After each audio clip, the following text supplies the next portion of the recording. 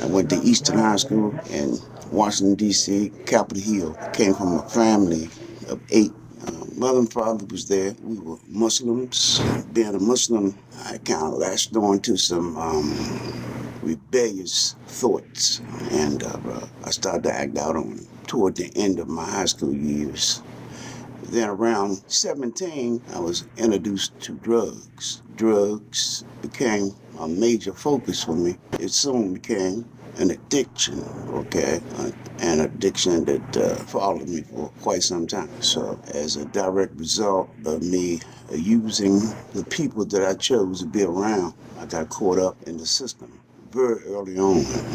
Early, I would say, teens was kind of spared. I didn't start getting in trouble until I was about 19.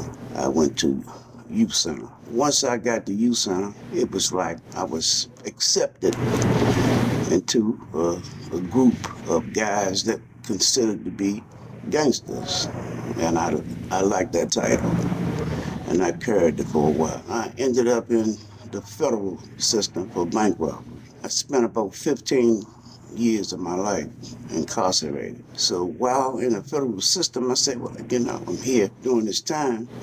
Mind you, I still had family that was very supportive of me while I was doing this time. They would whisper in my ear, man, do something for yourself, man. I try to turn it around while you're in there. Good. So what I started to do is program. I ended up going to college. It was on set at that particular time. I Washington Community College. I became inmate council, president of inmate council, and a JC photographer, meaning that I spent about 3 days of the week in the visiting hall. So I did a lot of communicating with different ethnic groups. Fortunately, when I came home, I don't know whether or not you're familiar with the CETA program, but the CETA program was up and running. While working in the CETA program, I worked for a group called the National Black Veterans Organization. I was an outreach specialist. So while working with the National Black Veterans, I went to American University.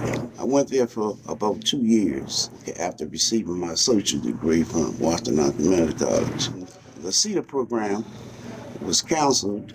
I was fortunate again. I got a federal government assignment at St. Elizabeth's Hospital, where I spent the next 18 years of my life as a mental health counselor. I worked there for, like I said, 18 years. Until going into the private sector, I went Coalition for the Homeless. That's when I worked as an advocate through the Superior Court. I gave them 15 years of my life. With God's blessing, I'm gonna get up out that bed and keep on rolling and do what I need to do, okay, to sustain.